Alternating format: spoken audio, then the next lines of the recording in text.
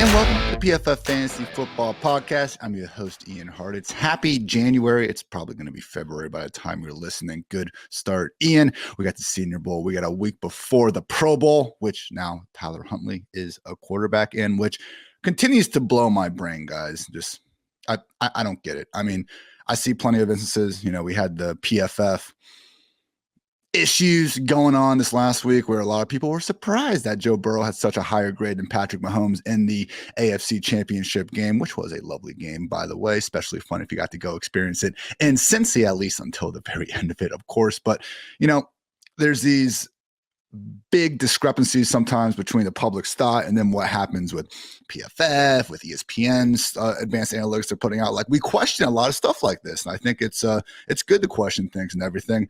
And then we see Tyler Huntley somehow finish as the fourth alternate in the Pro Bowl. I mean, is that not just a broken system? When whatever your system is said that Tyler Huntley was the seventh best quarterback in AFC this year, that is just pretty messed up to me. So Tyler Huntley, congrats. He'll probably, and you know, I understand the backlash to my points. Like, it's a Pro Bowl, Ian, who cares? Yeah, that's a fair point. I'm probably not going to watch any of these events this weekend. I have not watched a complete Pro Bowl maybe in my entire life. You know, it's been certainly some time if I have. But with Huntley, I mean, a lot of these players, they get bonuses and stuff from Pro Bowls. And the fact that your process is leading to Tyler Huntley being a better quarterback than Trevor Lawrence, than Jacoby Brissett, than Mike White, like, I don't know. All right. Huntley played a very good playoff game. That was by far his best game of the year. He threw 2 passing touchdowns in 4 starts. He had like 140 rushing yards and 1 more rushing touchdown during that stretch. I mean, just egregious malpractice, if you will. And I'm happy I now got to get that off my chest. So now that we have covered, you know, Tyler Huntley going to the Pro Bowl and everything else going on, one more thing before we get going to the main event here, which is going to be a fun little look at the running back scoring from this past season and what to think about beyond. What's going on? Like, why is the Senior Bowl such a big deal? I mean, it's good to give these guys an extra chance. I guess, to go talk to the coaches, talk to the scouts. Maybe they're not getting invited to the NFL Combine, but I just see like people recreating their opinions on players, mostly because this is the only football going on right now, or their company pays for them to go out there and, you know, go tweet video clips of, you know, one-on-ones and O-line, D-line, or God forbid the wide receiver cornerback ones where the wide receiver's taking, you know, freaking 10 steps in the release and finally breaks open after 6 seconds, but there's no pass rush. There's no help for the cornerback. They were completely on an island. And it just tends to be, in my opinion, one of the most egregiously spruced up, highlighted drills that we see in one-on-ones and Senior Bowl in the Combine, completely left alone. It's a situation in NFL games where, again, think about this. True one-on-one coverage, no safety help, no inside help, true one-on-one coverage with the quarterback having however long they want to throw, you know, 4-5 seconds. I mean, average time to release in the NFL, usually 2.5 seconds. So the whole process, I think, is just, it goes viral on social media because we see these cornerbacks who have no choice but to eventually bite on a route because that's what they're doing, you know? They have a clock in their head. So if you're running in after 3 seconds, they're probably biting it. Oh, wide receiver, we have an unlimited shot clock here, so they're going to go get loose. So I continue to be a bit amazed at how we ignore 4 years worth sometimes 2, but if they only play college for 2 years, it means they're probably pretty good. We tend to use this time of the year with the Senior Bowl, with the Combine, with pro days, and we push back the actual on-field game film that these guys have exhibited throughout their career. I don't think it's fair to them. I don't think it's good process. And it's how we end up having things like people wondering if Malik Willis should go number 2 to the Detroit Lions, which was a real conversation folks were having after he showed that he could throw a football really far without shoulder pads on last year. So Senior Bowl, miss me with that. The Combine, I'm going to have similar sentiments there. And also, yeah, Tyler Huntley probably shouldn't have been a Pro Bowl quarterback, with all due respect to Tyler Huntley himself. So I got those off my chest. Great way to start a running back fantasy scoring podcast. I know everyone, but you guys, I get a little worked up sometimes and I need to share it with someone. So with that all said, I want to continue our mini series here of looking back one last time of the 2022 season, trying to get some key takeaways, more so big picture, position by position, before we get to move on to the nitty gritty, all the free agency, all the player changes, all that goodness that I do believe is just a little bit just a little bit more actionable than what we're seeing, guys going up against each other in shorts and t-shirts more times than not. So thank you guys again for tuning in to PFF Fantasy Football Podcast. And without further ado, let's get to today's main event. If you caught my quarterback edition, which was the last episode on this podcast, similar method here. So I basically just looked at a lot of the top scorers and just kind of the running backs, overvalued, undervalued. And I tried to think of 4 to 5 good questions that I could then hopefully try to analyze and just provide some actual numbers to back it up. And I know for like the quarterback, some of those takeaways, maybe you guys were like, man, it's kind of common sensey. And, rushing quarterbacks are good. And, avoiding that middle class of quarterbacks, maybe that's something you've already been doing for years. And if you have, good on you. We're going to have some of that here with the running back as well, looking at workhorse running backs, looking at the added value that pass catchers can have. But guys, I do think it's necessary to go out there and quantify what we believe to be true, because every now and then we try to do this and all of a sudden what we believe to be true is not true. And that's what the kids at home might call an edge. So trying to get those done and trying to answer the following 5 questions for running backs after we saw another glorious season of NFL football. First up, are there fewer workhorse running backs than ever? Question number 2, what offenses are cool with featuring one single back? Question number 3, have certain offenses continued to largely doom fantasy running backs of all shapes and sizes? Question number 4, has the fantasy industry gotten any better at predicting every year's top running backs? And question number 5, what sort of archetype is optimal for late round running backs? Thank you to Fantasy Pros for the ADP data. This is all full point PPR scoring. And I look at the ranks on a per game basis. You might believe the best ability is availability. And for NFL teams, there is a lot to be said for that. But I'm not trying to make this a list of, oh, okay, here are guys who got injured. Here are guys who did not. I'm going minimum 8 games played, per game basis, full PPR scoring. So without further ado, let's get after it, everyone. Question number 1, are there fewer workhorse running backs than ever? And generally speaking, the answer is yes. I went all the way back to 2000. In the year 2000, guys, 19 different running backs had at least 300 touches. 19. The last 3 years combined have had 16, and that's honestly skewed a little bit by the 17-game schedule. So again, 2000 to 2007, 10 plus running backs had at least 300 touches every single year. I mean, this was just a golden era for workhorse running backs in the NFL. But around 2008, things started to slide down. Between 2008 and 2013, between 8 and 11 running backs had at least 300 touches per season. 2014 is when things really started to slide into committee season. 2014, 5 running backs had 300 plus touches. After that, 4, 7, 6, and 5. Jumped up to 9 in 2019. A little bit of an outlier there. Before in 2020 and 2020 alike, only 4 running backs had at least 300 touches. In this last season, 8 such running backs did. So when I saw that 8 number, I was like, hey, I mean, that's as many as 2020 and 2021 combined. Did we see the, return of the workhorse running back in the year 2022? And I don't think so. And this is where I could come back to the 17-game schedule, skewing things just a little bit, because you look at the specific 2022 running backs. Josh Jacobs, 393 touches. Derrick Henry had 382. Saquon had 352. Nick Chubb had 329. McCaffrey had 329. So that's 5 running backs right there that pretty clearly, got over 300 with or without the assistance of a 17th game. But our last 3 guys did play in all 17 games, and without that, probably wouldn't have eclipsed 300 touches. So Najee Harris, 313. Austin Eckler, 311. And Dalvin Cook, 304. So in terms of these touches, and if you guys have been longtime listeners, you might remember when we had my guy Tay Seth on the podcast talking about, the law of 1,500 career professional carries and what to kind of make of running backs coming off a season with a big workload. And from my experience, and what I've studied, the reports I've read and stuff, there really isn't much correlation between a running back having a really big workload in one season and then becoming more injury prone or even more ineffective the following year. It seems more like a drop off once they get those 1,500 career professional carries. And that's what Tage's numbers back up as well. So you can find some mixed data on this if you look it up online. I saw one site that was trying to say running backs that have 290 touches are not the same the next year, but they didn't even include playoffs. And,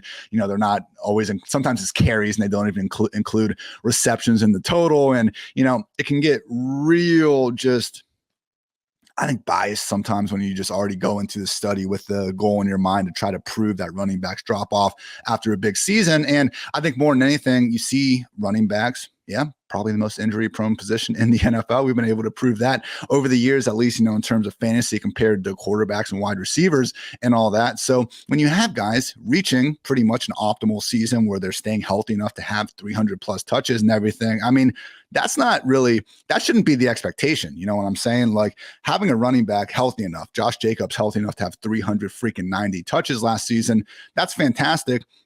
Didn't happen the last couple of years because it doesn't happen that often for any running backs to stay that healthy and to be in an offense willing enough to give them that large workload. So long story short, yes, there are fewer workhorse running backs than ever, and teams simply aren't willing to really feed these guys those sort of monstrous workloads. But in terms of being especially worried about the guys who did just get those massive workloads, I am not overly concerned about them specifically in 2023. So last season, I believe the 3 running backs that had eclipsed the 1,500 career carry mark: Ezekiel Elliott, Melvin Gordon, and I believe Derrick Henry. So what's important to remember about that 1,500 career NFL carries mark? And again, awesome stuff from Tage Seth on this subject. If you guys want to go check him out on Twitter, find his old article about it. You can go see the, regressions and the scatter plots and all the cool stuff that he used to, help show that this 1,500 career carry mark does tend to produce not necessarily terrible running backs. Because remember, we still want that volume, and bad running backs can be great fantasy running backs with enough volume. But his measure was looking at rushing yards over expected, and once they hit that 1,500 carries mark, the running backs usually weren't the same. So certainly saw that with Zeke and MG3 this year. And even Derrick Henry, like, he had a good year, and they had zero pass game weapons, especially with Treylon Burks missing a lot of time with injury. Very few weaponry to actually instill fear in defenses. Then Tannehill getting hurt by the end of the year. So Henry still did drop off though, guys. I mean, he ended up really making up for things with his work in the receiving game, because just raw yards per carry, it wasn't the same Derrick Henry. Just 4.4 this season, coming off of 4.3 the previous season, cleared 5 yards per carry with ease in 2019 and 2020 alike. So once again, you were happy if you took Derrick Henry this year, because we know he's one of the rare running backs that can get all sorts of volume as long as he stays healthy. So we've established there are fewer workhorse running backs than ever. Now, the question becomes, what offenses are still cool with featuring one single back?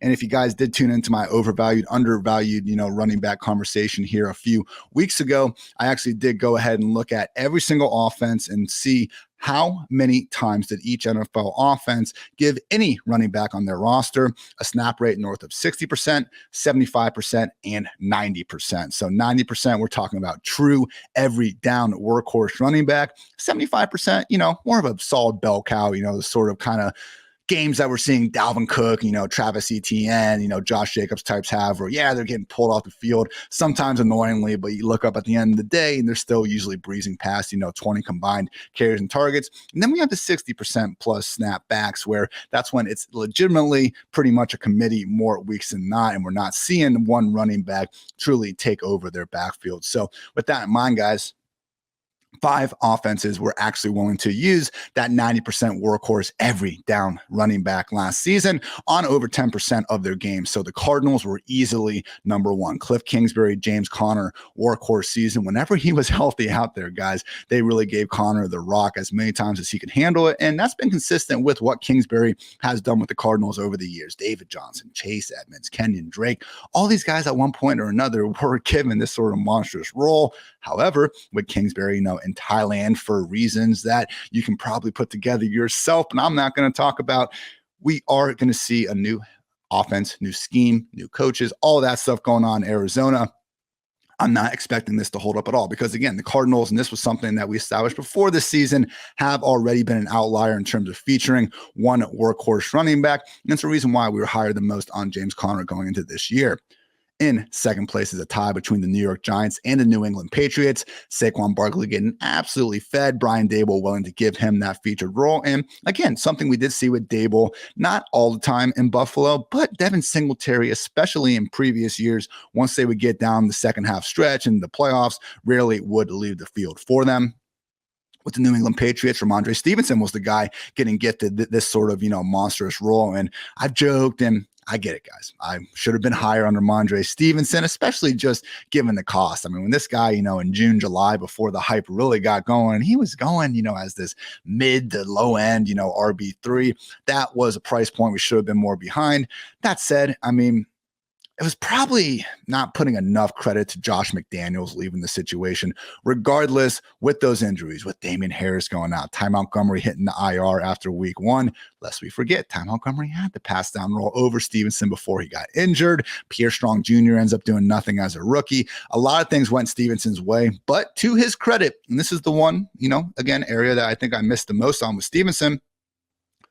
We knew this guy based on his rushing ability in year 1 and based on his receiving prowess that he showed off of Oklahoma. We knew he theoretically could be a 3-down back. And when these opportunities then broke his way, he was good enough to make the most out of the opportunities. So Ramondre Stevenson, the Patriots, did emerge as one of the few offenses willing to feature one running back. And honestly, that could continue into next year because Bill O'Brien now coming on as the OC with the Patriots. We saw him back with the Texans, during that 5-year stretch he was there, really give Lamar Miller some featured roles where, unfortunately, we didn't get the Dolphins, explosive version of Lamar Miller really showing up in Houston all that often. But we did see Lamar Miller quietly get enough volume to more times than not overcome, some pretty mad offensive lines in Houston during that stretch and put up some volume-driven, RB2 numbers in fantasy land.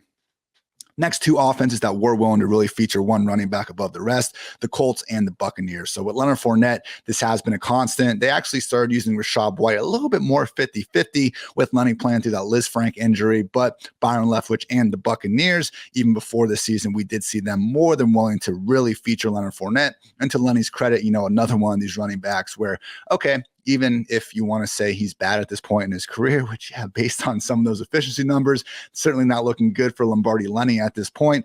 But again, he can catch. He can pass block. I mean, some of the stuff Brady and Leftwich have talked about that we knew theoretically if you needed him to, doesn't need to leave the field all that often. And with the Colts, Jonathan Taylor, guys, this was interesting. Once they traded Nyheim Hines to Buffalo, I kind of thought Deion Jackson was going to annoyingly take that Nyheim Hines role because that's what some coaches do. But Jonathan Taylor really started to have that role that, honestly, after Jonathan Taylor came back from the original injury and they got rid of Nyheim Hines, like that couple games he played, guys, that role was actually greater than what McCaffrey had in San Francisco when Elijah Mitchell was healthy as well. So Jonathan Taylor, I know it didn't work out. He got that late season injury again that, sunk the rest of the ship and the Colts just weren't competitive enough to even worry about it. But God forbid we see, a little bit similar thinking in the offense next season, depending on who we got coaching and calling plays and things. Jonathan Taylor might be set up for one hell of a bounce back season. Again, we're going to let some of these things, fall out. We'll see what the free agency cycle looks like. Maybe the Colts feel the need to add another high end, pass catching back to the equation. If not, though, Jonathan Taylor could be someone that, again, maybe this year we're going Jonathan Taylor over Christian McCaffrey because it's a new year, new me, new you, all that. But, again, try not to let our 2022 mistakes influence 2023 fantasy drafts. Not going to go through each and every offense here, but the other offenses that were featuring guys, with a lot of, 75% plus workloads and did at least have one or two games with the 90% workloads handed to their running backs, the Raiders and Josh Jacobs, the Seahawks and Kenneth Walker. Just one time we unfortunately still did see DJ Dallas and Travis Homer have some pretty big pass down roles there.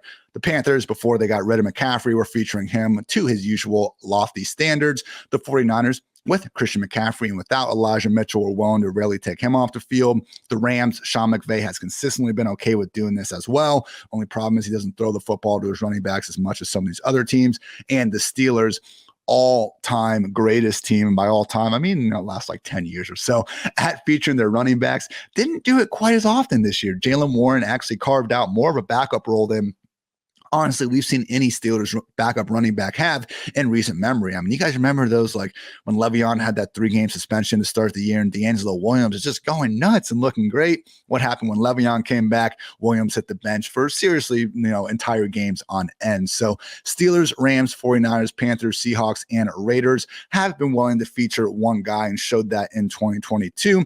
Again, not completely to the same extent as the Cardinals, Giants, Patriots, Colts, and Buccaneers, but still pretty solid. have a big middle to it here. And again, you guys can find out all these teams, all this information on PFF.com in my running back scoring article that, kind of used as an outline for this podcast. Funny how that works. But looking at the teams most committed to using running back systems. These are teams that didn't even have 10% of their games feature a running back having over 75% of the snaps. The Dolphins, the Packers, the Chargers, the Cowboys, the Broncos, the Jets, and the Browns all consistently kept 2 running backs involved. And that's what freaking happened. The Dolphins would, feature Raheem Mostert or Jeff Wilson, the pretty solid stretches, albeit just wouldn't really ever completely turn the backfield over the one party. And they were pretty inconsistent with doing so. Packers continuously keeping A.J. Dillon involved alongside Aaron Jones. To be fair, Dillon really did start to heat up there down the end in December. Turns out tackling that big ass dude is not fun when the weather gets cold. Chargers always kept, a Joshua Kelly, even Sony Michel type around to complement Eckler. Cowboys had Zeke and Pollard splitting things more than ever.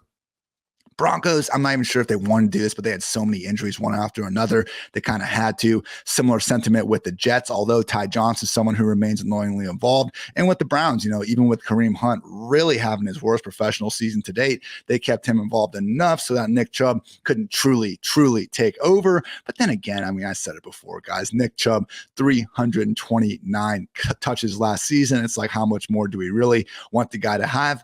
That said, Kareem Hunt, Dearness Johnson, unrestricted free agents. Maybe we find out what could be even more.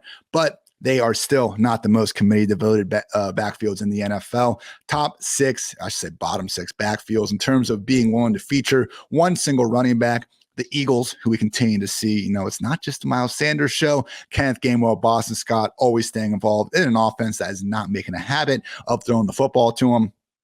With the Falcons, it wasn't just Cordero Patterson and Tyler Algier. I would have been fine with that. Algier was awesome. I've been getting in on my TikTok game, guys, and published a video before this where it was just highest rate of forced missed tackles per touch over the past 10 seasons with a decent, minimum 225 touches. So we don't have, all due respect, but Theo Riddick, scat back types kind of populating some of the best seasons. And Tyler Algier this last season, 10th best rate of missed tackles forced per touch over the past 10 years. Pretty impressive. The problem was we had Caleb Huntley and freaking Avery Williams also taking some of that meat off the bone. So to their credit, especially Huntley, they actually were pretty efficient with their numbers. The Falcons run game was really good last year, just made it a little bit more frustrating for fantasy managers. Bottom 4 offenses here. Washington Commanders was always Brian Robinson and Antonio Gibson. And guess what? Also had J.D. McKissick in there before he got injured. The Kansas City Chiefs, always Pacheco and also our guy, Jerick McKinnon. And even before he got hurt, Clyde Edwards-Helaire was factoring into that equation as well. The Lions, once again, similar to the Falcons, where we'd love Jamal Williams and DeAndre Swift. I think that's what we all expected it to be, but we had a Justin Jackson in there. And before he got hurt, we had Craig Reynolds in there also, making this a 3 to 4 back committee. So again, I've taken many victory laps on the, Jamal Williams, James Conner, call and all that. And yeah, he got there with a touchdown. So we're not complaining about that, especially given the draft capital. But where I was wrong with that is I thought that DeAndre Swift was going to get hurt because of Jamal Williams, who we'd seen handle these every down roles in the past with the Packers, and he didn't last year with the Lions, previous 2021 when Swift got hurt, but Jamal was kind of hurt himself. That was why I thought that he would really get a featured role should Swift get hurt. That's not what happened, though. Craig Reynolds, again, and Justin Jackson were more than willing to split the work up with Jamal, even in the absence of Swift. And finally, dead last offense, unfortunately, the Baltimore Ravens, free J.K. Dobbins. Feed the man. They wouldn't even do it in the playoffs. Sad to see out of there, but yeah, always going to see your Justice Hills, your Gus Edwards, who are all good in their own right, especially Gus. How many years does the guy need to average 5+ yards per carry before we can be like, yeah, he's talented? It's one of those things where I just think these players that are undrafted, they never get that respect of just being a talented player. Wan'Dale Robinson is just inherently more talented than Darius Slayton because he had higher draft capital. And it's I don't know, Slayton scored 8 touchdowns as a rookie in the NFL. Maybe that's better than being a 2nd round pick. I don't know, story for another day. But yes, Commanders, Chiefs, Lions, Ravens, Eagles, and Falcons, the most running back by committee prone backfields in the NFL. So again, have this full fancy dancy conditionally formatted chart on PFF.com and also on the Twitter. But yeah, very few offenses these days still willing to actually hand out that sort of featured every down role that we are always chasing in Fantasyland. Other side of things I want to look at here. Have certain offenses continue to largely doom their fantasy running backs of all shapes and sizes, even if they might be good. So again, we've already established workhorse running backs less than ever, and we've kind of pinpointed the offenses that are still willing to potentially give one single running back that feature 3-down rule. My next question was to basically find out what offenses have either been really bad, but still managed to kind of give their running backs fantasy-friendly workloads. I mean, look, the Houston Texans were dog shit this past season. Dameon Pierce was someone that was cracking the top 12 for a couple of weeks there at the position. And on the other side of things, I want to look at offenses like the Ravens, like the Bills, even the Eagles to an extent, where awesome offense has been, but because of their scheme, because of potentially their mobile quarterback, haven't been able to enable, super fantasy friendly running back one way or another. So starting off with the inverse here, where basically, I took the expected PPR points per game from every backfield over these past 3 years, get a decent sample size, and also looked at their offense's points per game in this. So again, I'm trying to find the really fantasy friendly backfields and bad overall offenses. And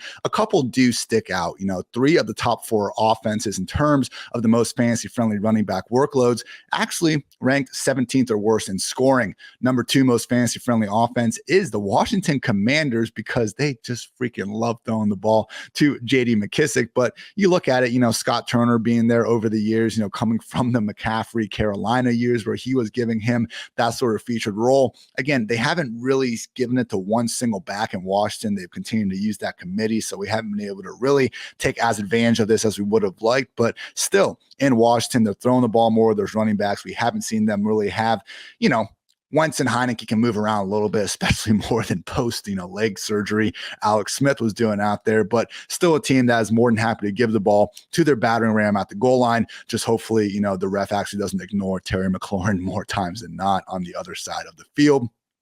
So Washington, if we can ever get them to decide on one single back, is actually a low-key, pretty fantasy-friendly situation to target running backs. But again, the committee stuff makes it a little bit tough to tell. Same thing with Detroit, who has the 4th highest, most fantasy-friendly backfield over the past 3 seasons. And you can see why. Always throwing the ball to DeAndre Swift. And once they get inside the 5-yard line, there's force-feeding rush attempts to Jamal Williams. Jared Goff, not exactly the world's most mobile quarterback, has been more than willing to lean on the run game and get the running back involved in the receiving game. And also we have the New Orleans Saints popping here. So similar sentiment again, yes, Taysom Hill has made things funky, but his whole, I remember talking about this throughout the season, I want to say it was week 11 or week 12, 3 months went by and Taysom Hill still only had 1 or 2 carries inside the 5-yard line. So yes, he is annoying, but just the amount, the volume that New Orleans has been willing to throw the ball to Alvin Kamara and still feature Kamara and even Mark Ingram sometimes,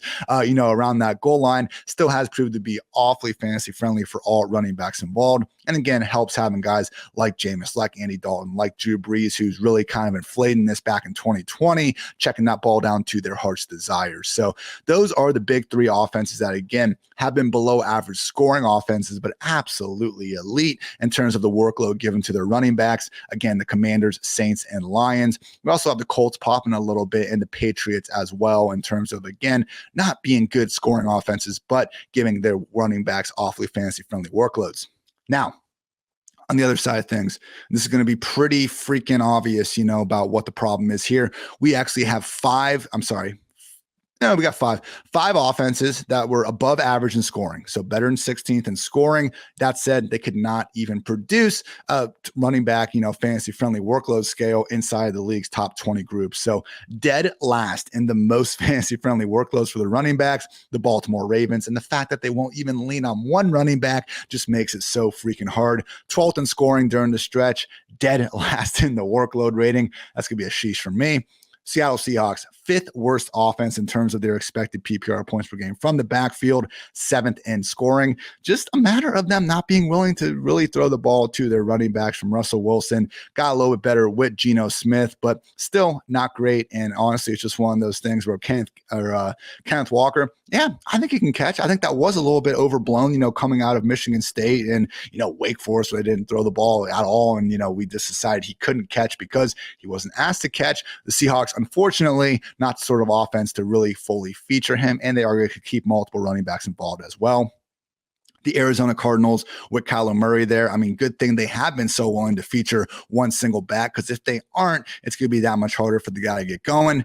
Also, the Buffalo Bills, number 2 in scoring, but they've been a bottom 10 offense in terms of that opportunity allotted to their running backs. They actually got better this past season. We saw Nyheim Hines and actually to a higher extent James Cook and even some Devin Singletary get more involved in the passing game than we've seen in past years, but still at their core an offense that wants to lean on Josh Allen, both by, continually having one of the highest pass play rates in the league. And also, once they get down inside the 5-yard line, he's going to try to do Josh Allen things and bulldoze his way into the end zone. And finally, we have the Philadelphia Eagles, 8th ranked scoring offense, but once again, failing to crack the top 20 in terms of the fantasy-friendly workload allotted to their running backs. What's the common theme here, guys? It's the mobile quarterbacks. Philly with Jalen Hurts, Buffalo with Josh Allen, Arizona with Kyler Murray, Seattle with Russell Wilson for 2 of these years, and then also Baltimore now with Lamar Jackson. So, look, these guys are all net positives for the running game. When you look at yards before contact per carry and some of the stuff, who was it? Was it Baldy? Might have been Eric Eager. I saw someone. No, okay. I think it was actually the broadcast. That was breaking down. It would have been Greg Olsen then. There we go. We got there, everyone. We got there. It was Greg Olsen talking about a play in the 49ers-Eagles game. And, 2 claps, by the way, for Greg Olsen. Just an awesome job. And I always enjoy listening to his games. But he was showing how Fred Warner, again, just absurdly talented Fred Warner. Dude's carrying CeeDee Lamb 40 yards down the seam. Fred Warner, how he was late getting to the edge because of the way the Eagles' RPO-based offense and that run game accordingly forces linebackers that can run 4-4, run 4-5, forces them to play like they're 4-7, 4-8 guys because of all the action going on in the backfield. I mean, RPOs and this stuff, complete nightmare for defenses because, again, it's really messing up their keys or they're becoming the read guy, and it's just a nightmare. So dual threat quarterbacks.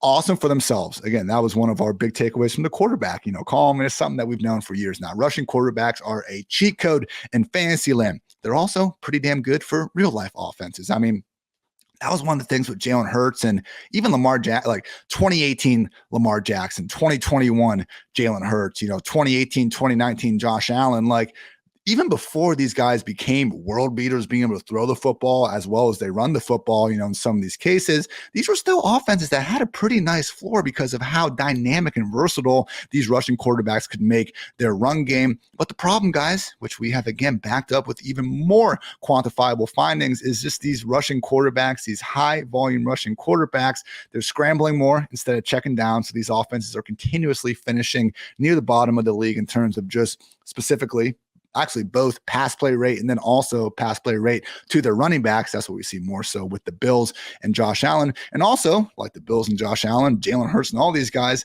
once they get inside the 5-yard line, I mean, we'll have the years. Miles Sanders this year still found a way to, score 10 plus touchdowns and made the most out of his opportunities near the goal line in a freaking awesome scoring offense. We had Mark Ingram in 2019 with the Ravens, scored 15 touchdowns and like 225 carries. Yes, there will be exceptions to this rule and any other rule. But generally, guys, when you have, again, those quarterbacks not checking the ball down, they're scrambling and they're factoring into the, rushing pie inside the 5-yard line, makes it awfully difficult for these running backs to have the expected points that we're looking for when trying to target these top tier guys. So I had, maybe it's lame. I thought it was a pretty good, comparison here, metaphor, whatever the hell you want to call it. But yeah, workhorse running backs, pretty much like a Quaalude, which I've never had, but can imagine probably a lot of fun, ultimately irresponsible, and especially rare in the year 2023. So again, so far answering this question, what offenses are cool with featuring one single back, and then how certain offenses continue to largely doom fantasy backs of all shapes and sizes. Yeah, unfortunately, don't have too many offenses willing to feature the one single guy. And even a few of those haven't had, enough fantasy friendly opportunity to go around because of other factors in that offense. So let's move on to our 4th question. Has the fantasy industry gotten any better at predicting every year's top running backs? The answer is decent. Yeah, not quite as good as quarterbacks. That was one of the big reasons why we were able to conclude that, just again, that middle tier of quarterbacks not being nearly as accurate at predicting them as we were the top 6 signal callers. At running back, we have gotten better. So basically what I did was I took the top 12 running backs in PPR points per game from every season over the past 10 years. And I looked at how many of those top 12 running backs also had a top 12 ADP before the season started. Same thing with top 24. So a higher percentage is going to mean that the preseason ADP, more of those guys were actually final top 12 finishers as well. Whereas, the lower percentage is going to mean far more of the eventual top 12 finishers did not boast a top 12 ADP at the position. But yes, in general, things have gotten better. If you look at over the past 5 years, 62% of top 12 running backs and 69% of top 24 running backs did carry a corresponding preseason ADP in that tier. From 2013 to 2017, man, the top 12 running backs, it was 50%, 67%, 33% in 2015, 50% and 58%. So again, injuries can play a role, but I think nowadays, and again, trying to work chronologically here, hopefully making all these categories kind of get together and make more sense. Again, we've seen this shift, especially over the past 10 years, going away from a lot more workhorse running backs being in the NFL. So now that there are only a few, I do think people generally do a good job identifying these running backs that a lot of times have too much volume to truly bust in fantasy land. So I do think that this makes sense both with, again, the previous questions we've been able to quantify and answer here, and just, big picture wise, looking at the NFL. We have been able to do a better job pinpointing what backfields, what coaching staffs, what running backs in general are good enough or on an offensive environment willing to give them that sort of 3-down role that, again, we should be very excited about in fantasy land. So we're getting better than ever at picking out these, top 12, top 24 backs. Still not incredible by any stretch of the imagination. I mean, again, you look at those numbers, 62% of the top 12 running backs. That still means that we're going to see about 5 running backs a year finish in the top 12 that did not have preseason top 12 ADP. And even the top 24, 71%, that's great, but we're still then looking at 7 or 8 running backs per season that could actually, not have a top 24 ADP, but they are finishing that way. So takes us to our last question. What sort of archetype is optimal for those late round running backs? I want to try to look at guys specifically. We're shooting for the moon here, shooting for that top tier upside. Finished as a top 12 running back, but did not have a preseason ADP, even in the top 24 at the position. And there's actually been an average of 2.2 running backs per season fit this mold. So that's basically what we're shooting for here, right, guys? Out of the top 12 preseason ADP, you should top 12 finishers, I should say, that finish, every year. We should be expecting 2 running backs, not even the top 24, to find their way into the top 12. So the list of these guys over the past 5 years, we had in 2022, Tony Pollard and Ramondre Stevenson. In 2021, we had Leonard Fournette and James Conner. In 2020, we had James Robinson, David Montgomery, and Myles Gaskin. A little bit fluky on the Gaskin. He played 10 games, which, past the 8, games, and it was just kind of a weird Miami year, but whatever, he got here. That's okay. 2019, we had Austin Eckler and Mark Ingram. In 2018, we had James Conner and James White. So there are a few guys who I think managed to kind of earn this bigger role through their own merit. You look at Pollard in 2022, finally being able to, just wrestle away some of that extra touch volume from Zeke. We had Leonard Fournette in 2021, basically beat out Ronald Jones and, a couple of these other guys, Keyshawn Vaughn types, Giovanni Bernard types of the world, go get his featured role. We had 2018 James White, perennially, undervalued Patriots running back. We have Myles Gaskin in 2020. Again, weird situation, but credit where credit's due. And we had 2019, Mark Ingram with the Ravens doing big things. So, hey, in those situations, again, if you were able to see them coming, and I think especially Fournette, White, and you can even argue Pollard last season. RB34 preseason ADP for Tony Pollard, depending on where you were drafting. Hey, these were guys that had really high best case scenarios and full PPR scoring. Probably should have been more interested in them. Now, the rest of these guys, it really did come down to a lot of teammates just missing time due to injuries. So we had 2022 Ramondre Stevenson, who, as I said before, pretty much the entire Patriots backfield went down for him to get this fantasy-friendly of a role. We had 2021 James Conner, who was doing good things before Chase Edmonds got injured, but once Edmonds did get injured, and he did go ahead and miss 5 games, it was Conner workhorse RB1 season, and that's what helped him be, truly a top 12 guy instead of a top 24 guy. We had 2020 James Robinson. Leonard Fournette was a late cut. Otherwise, Robinson wouldn't have been nearly as low as he was in ADP. We had 2020 David Montgomery, where Tariq Cohen ended up missing 13 games, giving Montgomery all the pass down work he didn't have as a rookie. 2019 Austin Eckler was, getting help from Melvin Gordon holding out for that new contract, basically skipping the first 4 games of the season. And then 2018, James Conner, Le'Veon Bell didn't play the entire season, holding out for his own contract. And so because of that, we saw Conner again, similar to a James Robinson, really just once we figured things out late in the cycle, rise to the top. So the one common factor with these guys, though, we knew they could all catch the football. Again, Stevenson going back to his Oklahoma days, James Conner in 2021, even, I'm not going to say in 2018 it was quite as clear, but in 2021, we had seen the 2018 season where if a team did want to lean on him in all 3 facets of the game, they could do so. James Robinson in 2020, again, kind of a tough situation here, but we did know that, again, based on what some of the Jaguars staffers were saying, based on Leonard Fournette leaving the picture, that at least the opportunity would be there for him to have this future role. David Montgomery, Austin Eckler, obviously the pass catcher, and even the guys that, again, won on their own merit in terms of Tony Pollard, Leonard Fournette, James White, Mark Ingram, even Myles Gaskin.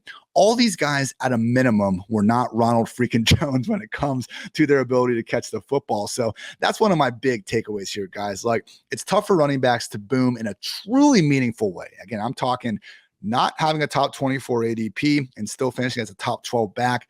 Really tough for them to do that without having that ability to catch the football. So again, we want to target running backs that have, a great ability to catch the football. And a lot of times those guys are going to be ranked higher accordingly. I'm not reinventing the wheel telling you guys this, but again, to truly look at the numbers and look at the few exceptions that have been giving us some booms, it's maybe even more important than we've actually been putting forward. So even looking at the guys like top 20, I will say, like, once you go from top 12 to top 24, which, hey, I mean, RB 23, like, I will even pull up right now and look at these guys. Like, okay, I'll take a top 24 running back over a top 36 running back, of course, but, I don't want to get too carried away, with the RB 23 and whatnot. Like this year, yeah, Zeke was RB 23, ETN RB 24, Cordero Patterson RB 25, Latavius Murray RB 26, Singletary and McKinnon. Yeah, all those guys had some good stretches, but they weren't just, your quote unquote league winners week in and week out dominating.